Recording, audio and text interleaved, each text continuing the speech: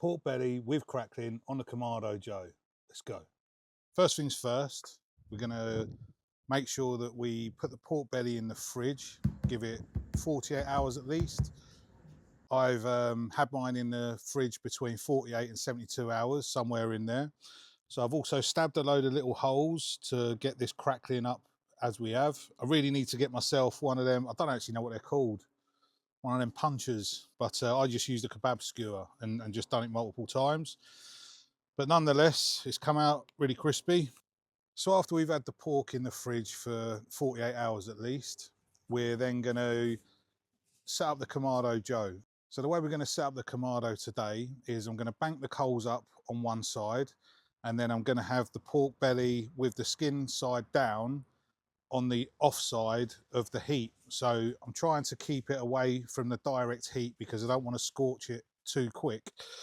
And yeah, so what I'm going to do is I'm going to raise it up with a cooling rack and try and just keep it away from the heat. But what I'm actually going to do as well is, instead of actually going too hot and too fast, I don't want to scorch the skin too much. I don't really want them burn marks on them.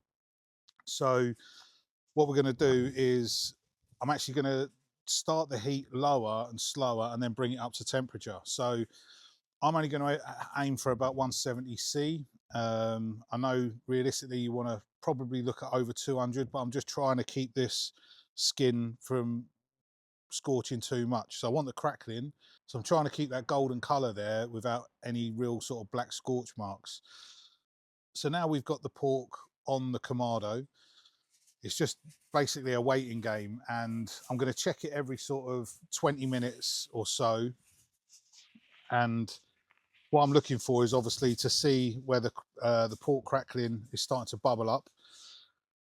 So what I'm hoping is by cooking the crackling at around that sort of temperature and keeping it away from the heat, I can bring the crackling in at around the same time as the pork actually being cooked. So I'm not trying to cook the crackling first or trying to cook it last. I'm actually trying to cook it as I'm going through the cook.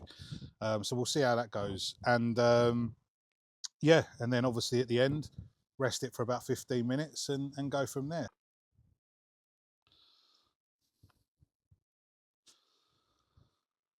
So now the pork's finished, we do the test,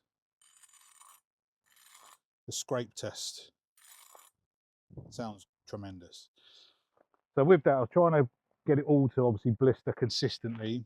I'd say this side looks a bit better than that side, but hey, still looks pretty damn good to me. So let's cut it open and see what it's saying.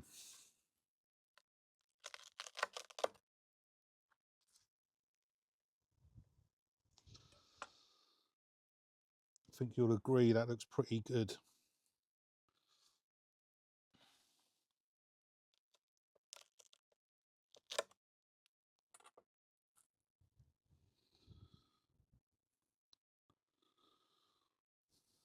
Gotta be a bite test. Epic.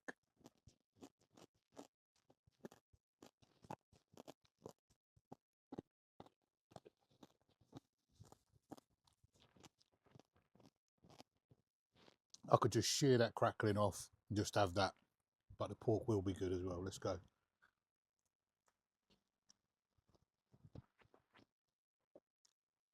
Winner, winner. Lovely.